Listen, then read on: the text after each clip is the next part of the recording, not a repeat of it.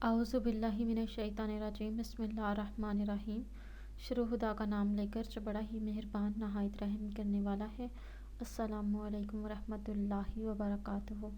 تمام سامعین کو ہمارے چینل کی طرف سے خوش آمدید۔ مجھے امید ہے کہ آپ سب لوگ خیریت سے ہوں گے۔ ناظرین، میں آج آپ لوگوں کو سورہ بقرہ کی آخری آیات کے فضائل سے آگاہ کروں گی۔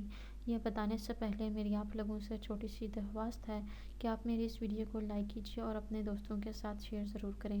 شیئر آپ لوگوں نے اس نیت کے ساتھ کرنا ہے کہ یہ ویڈیو آپ لوگوں کے لیے صدقہ جاریہ اور اصالہ ثواب کا ذریعہ بنے گی۔ دوستو، اب میں آپ لوگوں کو سورہ بقرہ کی آخری آیات کے فضائل سے آگاہ کروں گی۔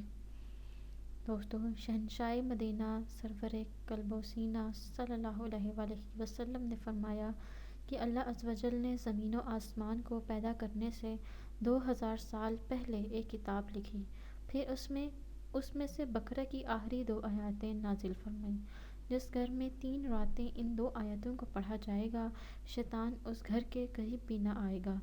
دوستو، یہ حدیث سنن ترمذی سے لی گئی ہے۔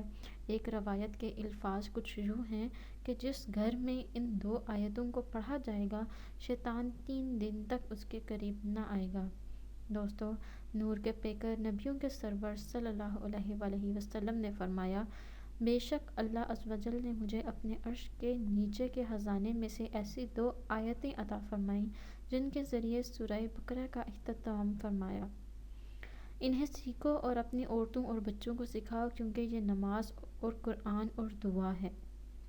دوستو، ایک اور حدیث میں حضور اکرم صلی اللہ علیہ وآلہ وسلم نے فرمایا، جو شخص سورہ بقرہ کی آخری 2 آیتیں رات میں پڑھے گا، وہ اسے کفایت کرے گی۔ کفایت سے مراد یہ ہے کہ یہ 2 آیتیں اس رات کے قائم مقام ہو جائیں گی، یعنی کہ یہ 2 آیتیں اس رات کے قیام کے قائم مقام ہو جائیں گی، یا اس رات اسے شیطان سے محفوظ رکھیں گی، یا اس رات میں نازل ہونے والی آفات سے بچائیں گی، یا اسے فضیلت و ثواب کے لیے کافی ہوں گی۔ دوستو، اگر آپ لوگوں کو ہماری آج کی ویڈیو پسند آئی ہے تو کمنٹس میں اس کا اظہار ضرور کیجیے گا۔